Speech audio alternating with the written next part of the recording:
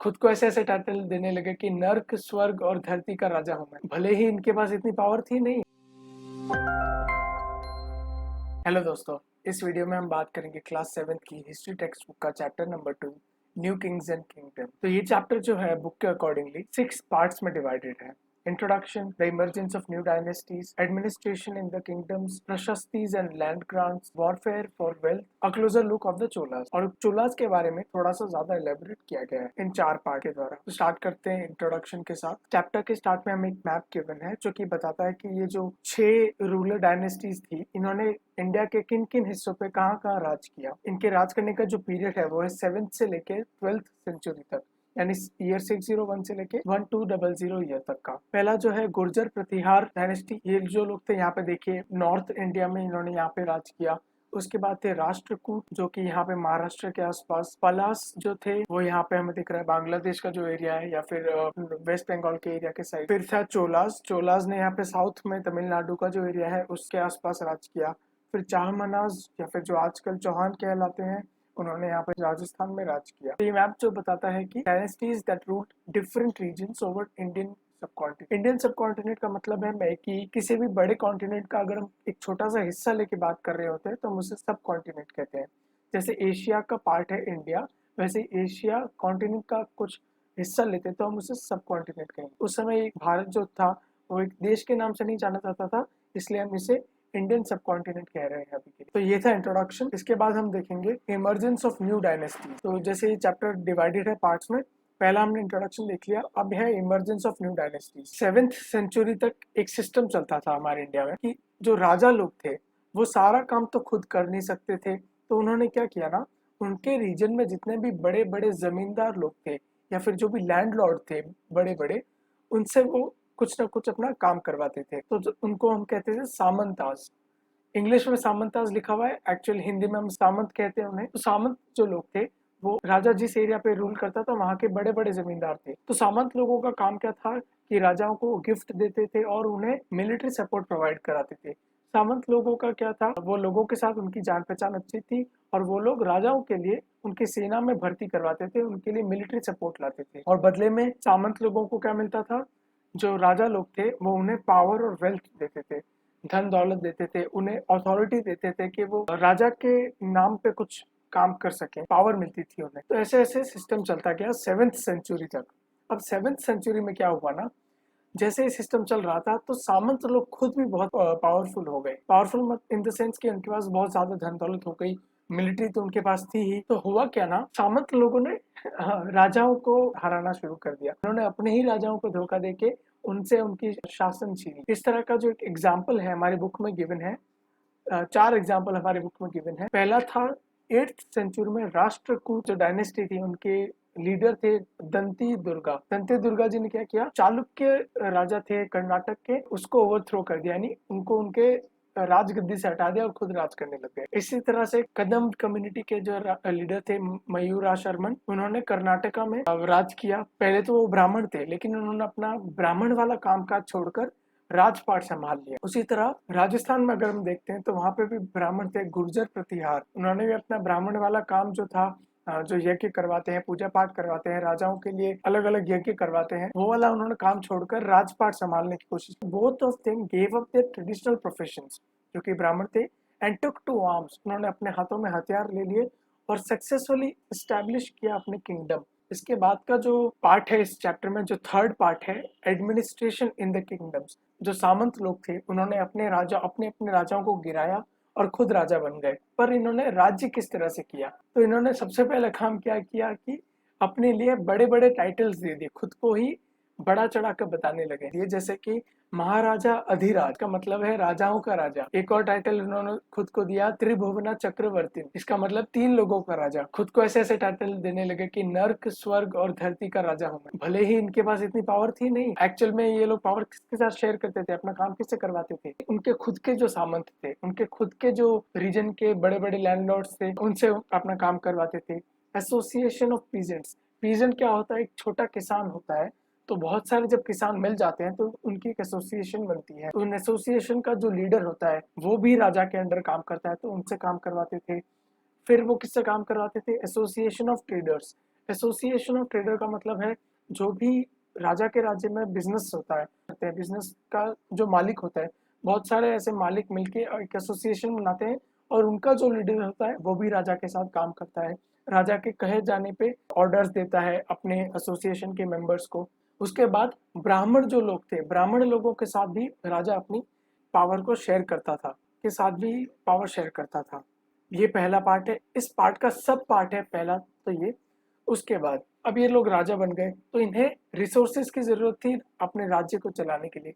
Resources का मतलब होता है पैसे हो गए, टैक्सेस जो कलेक्ट करने होते हैं ताकि आप राज्य को संभाल सके, राज्य की रक्षा कर सके। तो जो भी राज्य में प्रोड्यूसर्स थे, मतलब प्रोड्यूसर का मतलब कुछ भी काम करके कुछ बनाने वाले, पहले कौन थे? किसान लोग थे, पीजेंट्स। सेकंड थे कैटल कीपर्स। कैटल कीपर मतलब जो भी मवेशी रखते थे, मवेशी मतलब भेड़ भेड़ बकरी हो गई, गाय हो गई, ऊंट हो गए। इन लोगों को जो पालते थे, इनसे अगर मान लीजिए दूध मिलता है तो दूध वो ले जाके बेचते थे। तो ये लोग भी कुछ ना कुछ प्रोडक्शन कर रहे हैं। किसान जो है खेती करके अनाज उगाते हैं। आर्टिसंस जो होते हैं वो कुछ ना कुछ हाथ का काम करते हैं, मान लीजिए कारपेंटर हो गया, जूते बनाने वाले हो गए, कपड़े वाले हो गए, या फिर हैंडीक्राफ्ट का जो काम करते हैं। ये जो लोग थे ये लोग प्रोड्यूसर्स थे।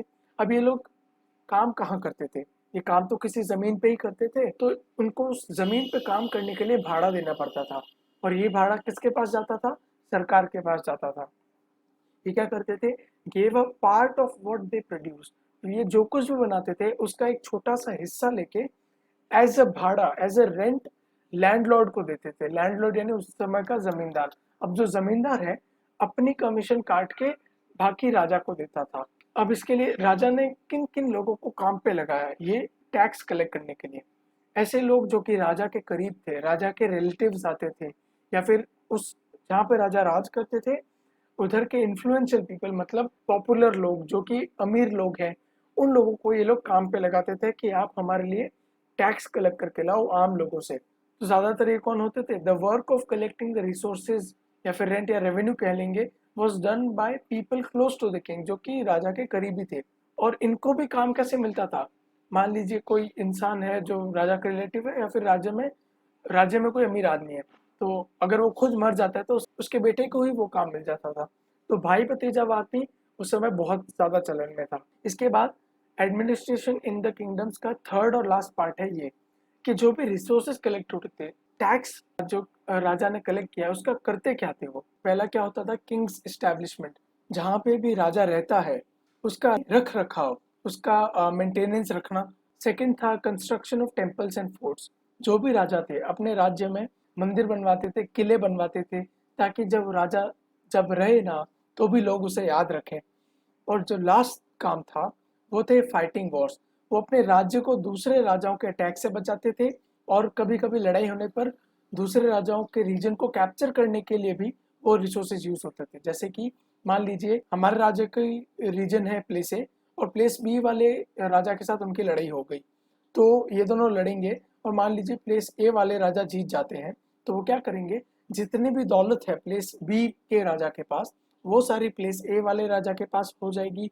जितने भी मंदिर हैं, जितने भी दौलत हो गई, जितने भी लोग हैं, वो अब सारे प्लेस ए वाले राजा के लिए काम करेंगे। तो इस तरह का कुछ सिस्टम होता था। एक और इम्पोर्टेंट चीज है कि लड़ाई करने के बाद उन्हें मिलता क्या था? एक तो थी दौलत मिलती थी, दूसरी थी कि उन्हें जमीन जो भी थी प्लेस बी वाली वो इनको मिल गई तो उनका राज्य बड़ा हो गया। तीसरी थी ट्रेड रूट्स। ट्रेड रूट का मतलब होता है अगर मान लीजिए इन दोनों के बीच में झगड़ा है, प्लेस ए और प्लेस बी के बारे बीच में, और प्लेस ए वाले राजा को प्लेस सी वाले राजा के साथ कुछ ना कुछ बिजनेस करना है, तो प्लेस बी वाला राजा बीच में आ जाता था, उसे बिजनेस नहीं करने देता था। और अगर अगर इन दोनों के बीच में लड़ाई हो जाए और प्लेस ए वाला जीत जाए, तो बीच का जो रास्ता है अब प्लेस ए वाले के लिए खाली हो गया, तो वो प्लेस सी वाले राजा के साथ अब व्यापार कर पाएगा।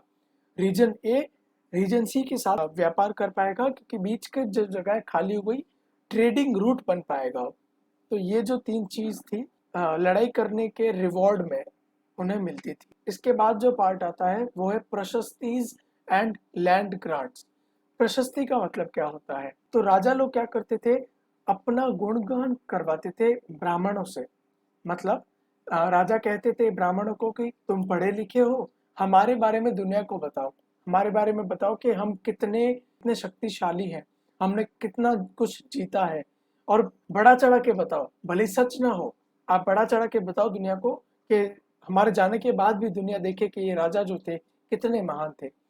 तो ये क्या थी, एक पोयम होती थी प्रशस्ति मेनली, या फिर कुछ पैराग्राफ होता था जो कि ब्राह्मण लोग लिखते थे अपने राजा की तारीफ में, और इसके बदले में जमीन मिलती थी ब्राह्मणों को। और जमीन के कागजात किस तरह पे बनते थे, आजकल तो क्या होता है डीड बन जाती है पेपरों पे, उस समय क्या होता था पीतल की चादरें होती थी, उस पे कॉन्ट्रैक्ट होता था। ये जो पीतल की चादर है इस पे कॉन्ट्रैक्ट बना हुआ है, इस पे उस ब्राह्मण का नाम होगा, और एक यहाँ पे ये ब्राउन कलर का जो दिख रहा है ये सील लगती थी, जिससे पता चलता था कि हाँ ये जमीन उस ब्राह्मण की है जिसने राजा के लिए काम किया है। और बीच में एक नागभट्ट करके एक राजा थे, जो मध्य प्रदेश के थे, उन्होंने अपने लिए प्रशस्ति लिखवाई। और देखिए प्रशस्ति में कितना गुणगान किया गया उनके लिए कि आंध्र आंध्र के राजा, सिंध के राजा, विदर्भ के राजा और कलिंग के राजा नागभट्ट के आगे घुटने टेक गए थे। जब वो राजा भी नहीं थे, जब वो सिर्फ राजकुमार थे, तभी उन्होंने घुटने टेक दिए। और उन्होंने क्या लिखा कि कनौज के राजा, बंगाल के राजा, मध्य प्रदेश के राजा, तुर्किश लोग और पूरा नॉर्थ इंडिया उन्होंने जीत लिया था। इतना बड़ा चढ़ा के उन्होंने बताया अपनी प्रशस्ति में। एक तो थे प्रशस्ति लिखने वाले ब्राह्मण, और दूसरी ओर हमारे जनाब थे कल्हाना। कल्हाना जो थे एक पोएट थे।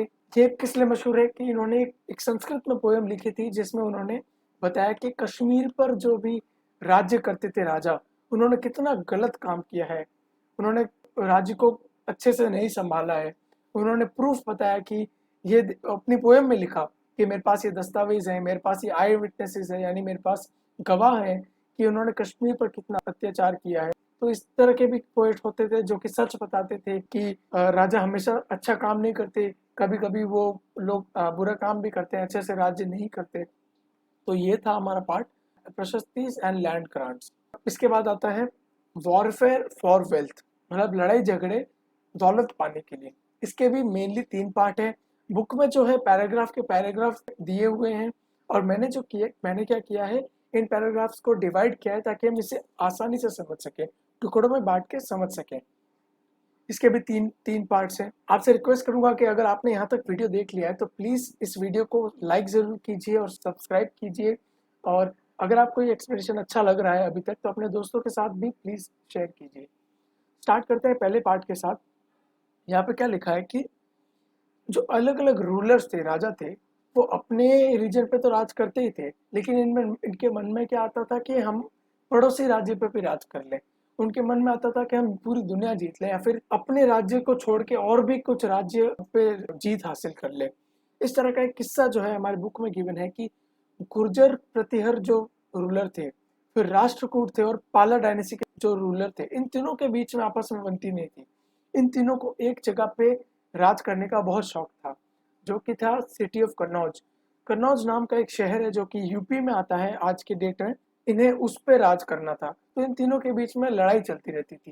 क्योंकि ये 3 पार्टी के बीच में लड़ाई थी, तो इसे हम हिस्टोरियंस से और क्या कहते हैं, ट्राईपार्टाइट स्ट्रगल भी कहते हैं। इसके बाद जब भी कोई राजा किसी दूसरे राजा को हरा के उसका राज्य ले लेता है, तो वो क्या करता है, क्योंकि वो जीता है तो अपनी जीत को बताने के लिए दुनिया को बड़ा सा मंदिर बनवाएंगे। पहले तो जगह जगह मंदिर बनवाएंगे, और जो एग्जिस्टिंग मंदिर है जो पहले से बने हुए थे उनको वो लूटेंगे या फिर तोड़ देंगे, ताकि बता सके कि जो पिछला राजा था वो मेरे सामने कुछ नहीं था। तो इस तरह के काम जो थे राजा लोग करते थे। सेकंड जो पार्ट है वो बताता है सुल्तान महमूद गजनी के बारे में। ये जो थे अफगानिस्तान के बहुत ही बड़े रूलर थे, पूरी दुनिया इन्हें जानती थी, उस समय के बहुत ही मशहूर रूलर थे। ये क्या करते थे, साल दर साल भारत में आके इसे लूटते थे, हमारे भारत को हर साल लूटते थे। इन्होंने कहाँ का राज किया, सेंट्रल एशिया में राज किया, जो कि आज का पर्शिया हो गया, चाइना का कुछ पार्ट हो गया, इंडिया का नॉर्दर्न पार्ट हो गया, यहाँ पे इन्होंने राज किया। ईरान पे राज किया, और north west part of the sub continent, जो नॉर्थ वेस्ट आता है हमारे इंडियन सब कॉन्टिनेंट का, जहाँ राजस्थान है, पंजाब है, कश्मीर है, उस साइड इन्होंने राज किया। इनका मेन काम क्या था, ये और कुछ नहीं, बस आके हमारे मंदिर को लूटते थे, हमें बहुत परेशान करते थे। यहाँ की सारी धन दौलत ले जाके अपना जो इनकी जो सिटी थी गजनी, जो कि अफगानिस्तान में है, वहां पे जाके ये सब वहां पे लगा देते थे, अपने शहर को बेहतर बना देते थे। और इनके इनके रूल में एक लेखक थे, अल बिरौनी, और इन्होंने इनसे काम क्या करवाते थे सुल्तान महमूद, इनसे कहते थे कि आप जहाँ पे भी मेरा राज्य है, जहाँ तक मेरा राज्य फैला हुआ है, आप वहाँ पे जाके देखिए कि मेरी जनता किस तरह से है, जनता क्या कर रही है, मेरे राज्य में हो क्या रहा है, उसके बारे में ये जानने के लिए अल बिरूनी को उन्होंने लगाया और उनसे लिखवाते थे कि मेरे मेरे राज्य के बारे में लिखो, ताकि मैं जान सकूं और भी लोग जान सके। तो ये था सेकंड पार्ट, इस पूरे बड़े पार्ट का सब पार्ट सेकंड। थर्ड जो सब पार्ट है वो है और कौन से राजा लोग थे जो कि लड़ाई झगड़ा करते थे या फिर लड़ते थे आसपास के रीजन से, ताकि दौलत या फिर क्या कह सके अपने राज्य को बढ़ा सके। चाहमनास जो थे राजस्थान के थे, जिन्हें आजकल हम चौहान भी कहते हैं। पहली बात मैं क्लियर कर दूं कि जो लड़ाई झगड़े थे उनके पीछे कोई ना कोई एक ठोस रीजन रहता था, कि हमेशा गलत कारणों से नहीं होते थे, कम कोई ना कोई जेन्युइन रीजन होता होगा कि जिसकी वजह से उन्हें लड़ाई करने करने जाना पड़ता होगा। तो हम देखते हैं तीसरा किस्सा जो है चाहमनास का है, जो कि आजकल चौहान कहलाते हैं। उन्होंने कहाँ कहाँ पे राज किया, जो आज के समय में दिल्ली है, दिल्ली के आसपास का रीजन और अजमेर के आसपास का रीजन, वहां पे इन्होंने राज किया। इन्होंने किससे लड़ाई की, जो गुजरात के चालुक्य लोग थे, चालुक्यस थे, उनसे इनका सामना हुआ। और गाहदवलास जो थे, वेस्टर्न उत्तर प्रदेश का जो पश्चिमी हिस्सा है, वहां पे गाहदवलास थे, उनके साथ इनका नोकझोंक हुई, इनके साथ इनका सामना हुआ। और इनके बहुत ही फेमस राजा जो थे, आपने जरूर इनका नाम सुना होगा, उनका नाम था पृथ्वीराज द थर्ड। इन्होंने जो था 1191 यानी 1191 में, जो यहाँ पे सुल्तान महमूद ऑफ गजनी है, इनको इन्होंने हराया था, जो कि अफगान के रूलर थे, भारत में आए थे। पृथ्वीराज चौहान ने इनको हरा दिया था। लेकिन दुखद बात यह है कि अगले ही साल पृथ्वीराज चौहान को महमूद ऑफ गजनी ने वापस हरा दिया। तो ये बहुत ही इंपॉर्टेंट ऑब्जर्वेशन आपको याद रखनी होगी कि पृथ्वीराज चौहान ने महमूद ऑफ गजनी को हराया था, लेकिन अगले साल इनकी खुद की भी हार हो गई थी। इसके बाद हम देखेंगे चोलास पे। ये जो चैप्टर है, आधा चैप्टर यहाँ पे खत्म होता है, जिसमें हमने 5 सेक्शन पढ़ लिए हैं। Introduction, emergence of new dynasties, administration in the kingdoms, prashastis and land grants, and warfare for wealth. इसके बाद जो चैप्टर आता है वो है चोलास का। चोलास एक डायनेस्टी थी जिसके बारे में हम नेक्स्ट पढ़ेंगे, और इसे थोड़ा सा डिटेल में बताया गया है। इसके खुद के हमने बुक में 4 पार्ट गिवन है, तो हम इसको भी हम पार्ट्स में डिवाइड करके देखेंगे। ये जो 4 पार्ट है वो है फ्रॉम उरायूर टू थंजावुर। ये इस पार्ट का नाम ऐसा क्यों है हम देखेंगे। इसके बाद है splendid temples and bronze sculpture, जो उनके बहुत ही सुंदर जो मंदिर बने हुए थे, उनकी जो कलाकृतियां थी पीतल से बनी हुई, उसके बारे में हम देखेंगे। उसके बाद है एग्रीकल्चर एंड इरिगेशन, वहाँ पे जो राज करते थे, वहाँ पे खेती किस तरह से होती थी, वहाँ पे पानी कैसे पहुँचता था, इसके बारे में देखेंगे। और उसके बाद लास्टली हम देखेंगे कि वहाँ पे एडमिनिस्ट्रेशन कैसे होता था, यानी उस एम्पायर को, उस राज्य को चलाया कैसे जाता था। तो पहला पार्ट हम देखते हैं फ्रॉम उरायूर टू थंजावुर। यहाँ पे देखिए हमने ये जो 5 पार्ट यहाँ पे कर ली। इसके बाद हम closure look at the Cholas, Cholas के बारे में थोड़ा सा गहराई से जानना चाहते हैं। उसका भी पहला पार्ट है फ्रॉम उरायूर टू थंजावुर। यहाँ पे देखते हैं, ये ये जो मैप है बुक में गिवन है। यहाँ पे कांचीपुरम का एरिया है, यहाँ पे उरायूर है, और यहाँ है थंजावुर। अब पहले देखते हैं कि कांचीपुरम जो एरिया है, वहां पे राज किसका था, पल्लव किंग्स का था। पल्लव रूलर्स थे, वो कांचीपुरम पे राज करते थे इस एरिया पे। और उनके अंडर एक फैमिली काम करती थी जिसे कहते हैं मुट्टरा अय्यर।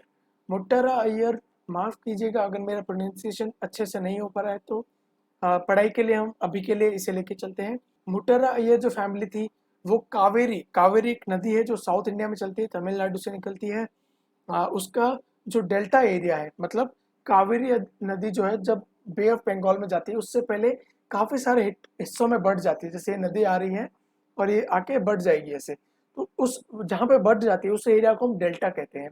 उस डेल्टा रीजन की जो जिम्मेदारी थी वो मुट्टरियार फैमिली की थी। तो ये लोग जो थे पल्लवा किंग्स के नीचे काम करते थे। और चोला फैमिली एक छोटी सी फैमिली थी, जो कि गरीब लोग नहीं थे, लेकिन उनके बारे में कहा गया है कि वो उरायूर, ये जो यहाँ पे लिखा हुआ है, यहाँ पे रहते थे। हुआ क्या, एक्चुअल में हुआ क्या कि जो चोला फैमिली थी, इन्होंने मुट्टरैयार फैमिली को पहले हराया, उसके बाद पूरे रीजन पे कब्जा कर लिया। इस तरह से जो चोलास थे, जिसके बारे में हम आज पढ़ते हैं, जो मशहूर द चोलास डायनेस्टी है, वो इस तरह से इतिहास के पन्नों में अपनी जगह बना पाई। तो हम यहाँ पे देखते हैं उनके बारे में। ये पहला पार्ट ही चल रहा है अभी चोलास का, कि उनके जो पहला जो जिन्होंने अटैक किया, चोला फैमिलीज में से जिन्होंने अटैक किया, उनका नाम था विजय। उन्होंने अटैक किया 9th सेंचुरी में, किस पे? मुट्टरैयार फैमिली पे, जो कि कावेरी डेल्टा को गवर्न करती थी, जिनका टेक केयर करती थी। उसके बाद चोलास ने क्या किया, पल्लव टेरिटरी पे भी कब्जा कर लिया और पांडव टेरिटरी पे भी। ये जो एरिया है, यहाँ पे पांड्यास थे और यहाँ पे पल्लवास थे, तो यहाँ पे भी कब्जा कर लिया और यहाँ पे भी कब्जा कर लिया। और चोला डायनेस्टी के सबसे पावरफुल रूलर कौन थे? पहले कहा जाता है कि Rajaraja the first, Rajaraja one जो थे, वो चोला डायनेस्टी के सबसे ज्यादा पावरफुल राजा माने जाते हैं आज की तारीख में। उन्होंने जो आसपास के रीजन का कैप्चर करने का काम था वो इन्होंने किया। उसके बाद उनके जो बेटे थे राजेंद्र जी, उन्होंने चोला डायनेस्टी को और भी आगे बढ़ाया। उन्होंने क्या किया, साउथ में तो वो थे ही, साउथ के बाद गंगा वैली तक, यानी उत्तर प्रदेश बिहार के एरिया तक वो गए और वहां पे उन्होंने रेड किया, यानी अपनी सेना को लेके गए और वहां पे अपने राज्य को बढ़ाने की कोशिश की। उसके बाद साउथ में तमिलनाडु पे थे, उसके नीचे श्रीलंका आता है, तो श्रीलंका में भी वो अपनी सेना लेके गए। उन्होंने अपनी नेवी बनाई। नेवी मतलब जो ऐसी सेना जो कि समुद्र में लड़ती है, समुद्र को एक्सप्लोर करती है और रक्षा करती है। तो वो नेवी लेके श्रीलंका भी गए। और तो और countries of south east Asia, मतलब श्रीलंका से भी आगे तक की जो कंट्रीज है, जो कि ईस्ट में आती है, यहाँ श्रीलंका यहाँ पे है, और ये जो यहाँ पे श्रीलंका अगर यहाँ पे है तो और नीचे जो कंट्रीज आती है, वहां तक भी ये अपनी सेना लेके गए राजेंद्र जी चोलास के। तो अब हमें समझ आया कि इस टाइटल का मतलब क्या था। चोलास जो थे उरैयूर शहर से या फिर गांव से उठकर तंजावुर, तंजावुर क्या है, तंजावुर उन्होंने पहले क्या, जैसे ही उन्होंने मुट्टरैयार फैमिली को जब हराया ना, तो यहाँ पे एक शहर था तंजावुर, वहां पे उन्होंने एक भव्य मंदिर बनवाया, अपनी जीत को सेलिब्रेट करने के लिए मंदिर बनवाया। तो इसलिए बताया गया है कि from Uraiyur to Thanjavur. Chola dynasty के बारे में नेक्स्ट जो पार्ट है वो है splendid temples and bronze sculpture. अब जो यहाँ पे इसके भी 3 पार्ट्स हैं। पहला पार्ट क्या कहता है कि जो चोलास थे उन्होंने बड़े बड़े मंदिर बनवाए, और दो मंदिर थे बहुत ही ज्यादा फेमस हुए अपने आर्किटेक्चर के लिए, अपने स्कल्पचर्स के लिए। वो थे, एक मंदिर था जो था तंजावुर में, और जो दूसरा मंदिर था वो था गंगाईकोंडा चोलापुरम में। और ये किस लिए मशहूर थे? अपनी आर्किटेक्चरल मेड के लिए, मतलब ये किस तरह से बने हुए थे, इनका जो ढांचा था, इनकी जो बाहर की बनावट थी, इनकी जो वास्तुकला थी, उसके लिए बहुत फेमस थे। उनको देखते ही लोग चौंक जाते थे कि इतने सुंदर बने हुए थे। इसके बाद ये अपने स्कल्पचर्स के लिए बहुत मशहूर थे, कि यहाँ पे जो मूर्तियां लगी हुई हैं वो उनको बस देखते ही बनता है, वो बहुत ही सुंदर, बहुत ही कला से बनाई गई हैं, बहुत उनकी क्वालिटी बहुत अच्छी है। इसके बाद जो सेकंड चीज आती है वो है जो टेम्पल्स उन्होंने बनाए चोलास ने अपनी जीत के बाद। वो था कि जो टेम्पल्स बनाए उनके आसपास का जो एरिया था वहां पे शहर बस गए। जो भी बड़ा टेम्पल बनाएंगे तो टेम्पल बीच सेंटर में रहेगा और आसपास कुछ लोग रहने लगेंगे, वहां पे ही शहर बस जाएगा। इस तरह के जो लोग थे वो टेम्पल के आसपास रहते थे। पहले थे प्रीस्ट, जो कि पुजारी रहते हैं, प्रीस्ट, उनका घर टेम्पल के आसपास था। गार्लैंड मेकर्स, आपको भी पता है जब भी मंदिर बनता है तो मंदिर में मालाएं लगती है, मालाएं जो बनाने वाले थे वो भी आसपास रहते थे। कुक्स, जो कि खाना पकाने वाले। स्वीपर्स, मतलब जो कि साफ सफाई रखते थे। म्यूजिशियंस, मतलब गीतकार, संगीतकार, वो लोग।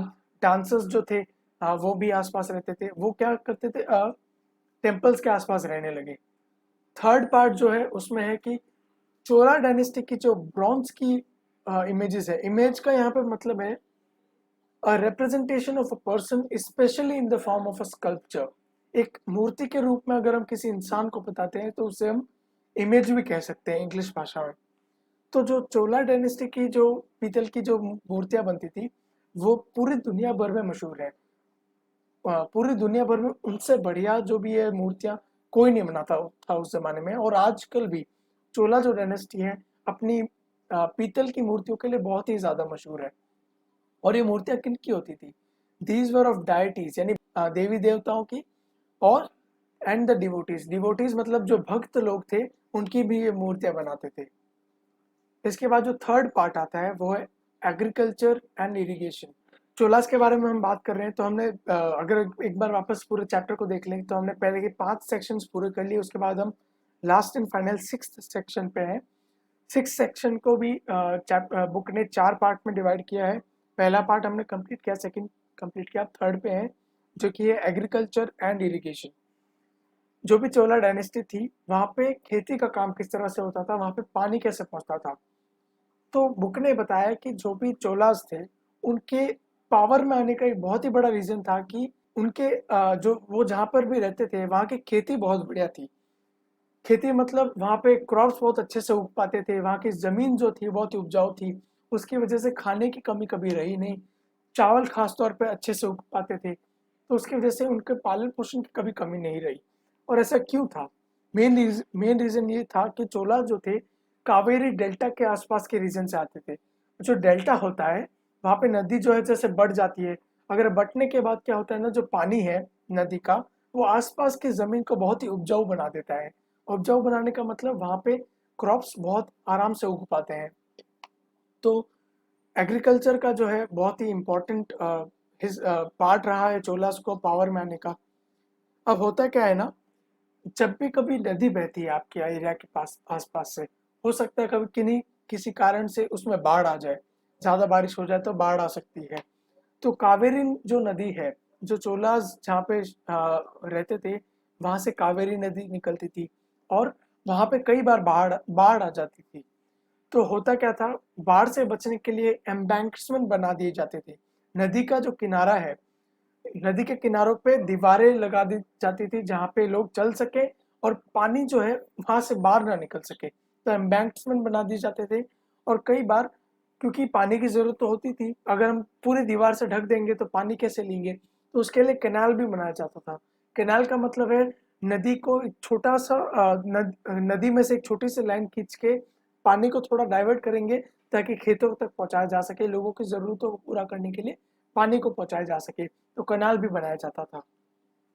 और तीसरी जो चीज़ है वो है कि मान लीजिए कभी कभी पानी नहीं पहुंच पाता नदी का, तो खेती कैसे की जाएगी। तो चोलास जो राज करते थे वहाँ पे बहुत ही होशियार लोग रहते थे। उन्होंने क्या किया, पानी का इंतजाम करने के लिए कुएं खोदे। कुएं खोदने से क्या होता है कि आप पानी जो है जमीन में से निकाल पाते हो, और अगर मान लीजिए बारिश होती है तो बारिश का पानी जो है उससे इकट्ठा किया जाता था। किस में इकट्ठा किया जाता था? टैंक्स बना दिए जाते थे, जमीन में गड्ढे खोद खोद दिए जाते थे ताकि वहां पे जमीन पानी जब बारिश आए तो वहां पे पानी जमा हो जाए। तो उसी को इंग्लिश में क्या लिखा गया है कि क्रॉप्स फॉर इरिगेटेड, मतलब जो अनाज उगाया जाता है उसको पानी पहुंचाया जाता था आर्टिफिशियली, मतलब बिना नेचुरली नहीं, आर्टिफिशियली पानी पहुंचाया जाता था with the help of well यानी कुएं और water storage tanks to collect the rain water. तो ये था हमारा थर्ड पार्ट चोलास के अंडर का। और उसके बाद लास्ट एंड फाइनल पार्ट है वो है administration of empire. Last part है एडमिनिस्ट्रेशन ऑफ एम्पायर, कि जो भी चोलास की डायनेस्टी थी बहुत ही ज़्यादा फैली हुई थी, तो उस पर आदमी राज कैसे करे, क्योंकि बहुत सारे लोग हैं जिन पे राज करना है, बहुत सारे रीजन्स हैं जिनको संभालना है, तो उन पे राज कैसे किया जाए। उसके लिए हम यहाँ पे देख सकते हैं कि 3 पार्ट में बताया है यहाँ पे। एक्चुअली इसके 6 पार्ट है, इसको समझाने के लिए बहुत छोटे छोटे पार्ट है हम यहाँ पे देखेंगे। पहला जो है कि जो राज्य था उसको किस तरह से बांटा गया था, जो तमिलनाडु का राज्य मेन हम मान के चलेंगे। वहाँ पे क्या था, अगर कोई एक गांव है, गांव में बहुत सारे किसान थे जो कि खेती करके बहुत अमीर बन गए थे या फिर बहुत खुशहाली से जी रहे थे, तो बहुत सारे किसान हो गए। किसान जो मिलके कुछ कमेटी बनाएंगे और ऐसे बहुत सारे और हर गांव में बहुत सारे किसान थे और ऐसे बहुत सारे गांव मिलके एक नाडु बनाते थे। नाडु कहते हैं जो गांव का एसोसिएशन होता है, गांव के ऊपर की एक बॉडी है, बहुत सारे गांव में एक नाडु के नीचे, और ऐसे बहुत सारे नाडु थे पूरे स्टेट में। तो इस तरह से स्टेट को डिवाइड किया गया ताकि उन पे आसानी से राज राज किया जा सके। अब जो नाडु था, एक नाडु के अंदर बहुत सारे गांव थे, तो नाडु का काम क्या था? नाडु जो एक एसोसिएशन का नाम बता रहे हैं या फिर एक एरिया का नाम है। नाडु में क्या होता था, उनके जो हेड होते थे उनका काम था टैक्सेस कलेक्ट करना और वहाँ पे न्याय का ध्यान रखना। जो भी जुर्म हो रहा है, अगर कोई जुर्म हो रहा है तो उसको सजा देना, और किसी के साथ अन्याय हो रहा है तो उसको उसके साथ न्याय करना, और पब्लिक से टैक्स कलेक्ट करना। तो ये नायडू का काम था। थर्ड पार्ट जो है, जो चोला डायनेस्टी में एक कास्ट थी, वेल्लाला। वेल्लाला, प्रोनाउंसिएशन प्लीज देख लीजिएगा, हो सकता है मैं गलत हूँ, लेकिन जो ये कास्ट थी वो बहुत ही प्रोमिनेंट थी चोलास के टाइम पे। उनको ज्यादातर काम दिया जाता था कि जो चोला गवर्नमेंट का काम था, जो भी एग्जीक्यूटिवली काम था, मतलब एडमिनिस्ट्रेशन या मैनेजमेंट का काम था, वेला कास्ट के लोग ज्यादातर करते थे। और उन्हें काफी सारे टाइटल गिवन थे, जैसे मोविन द वेलन करके उनको टाइटल मिला हुआ था। मोविन द वेलन का मतलब होता है कि जो कि 3 लोगों का चीफ है, या फिर ऐसा किसान, किसान जो कि तीन ऐसा किसान जो कि 3 लोग के राजा की सेवा करता है, वो हो गया मोविन द वेलन। अरैयर करके भी उनको टाइटल दिया जाता था, जो कि इसका मतलब होता है लीडर या फिर चीफ। तो वेल्ला कास्ट के लोगों को ये टाइटल मिलते थे। उसके बाद लास्ट, जो इस पार्ट के लास्ट 3 जो हिस्से हैं वो है कि जो ब्राह्मण लोग थे, ब्राह्मण लोग, आपको पता है कि जो मिडिवल पीरियड हम पढ़ रहे हैं इस बुक में, उस पीरियड में ब्राह्मण लोगों का बहुत ही ज़्यादा इम्पोर्टेंट हिस्सा रहा है, बहुत ही प्रोमिनेंट रहे हैं। तो ब्राह्मण लोग जो साउथ इंडिया में थे वो वहाँ पे भी बहुत पॉपुलर थे। उनको जो है, जब भी जमीन दी जाती थी राजाओं के द्वारा तो उसे कहा जाता था ब्रह्मदेय।